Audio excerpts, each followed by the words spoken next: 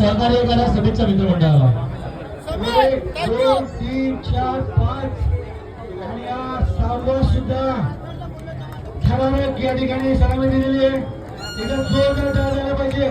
शिवसेना उपजिल्हा प्रमुख, माजी उपजिल्हा प्रमुख, माजी नगरसेवक माजी पुरस्कृत केलेला सदिच्छा गोविंद पथक मला सोबत या ठिकाणी आलेले आहेत. त्यांचं हार्दिक स्वागत.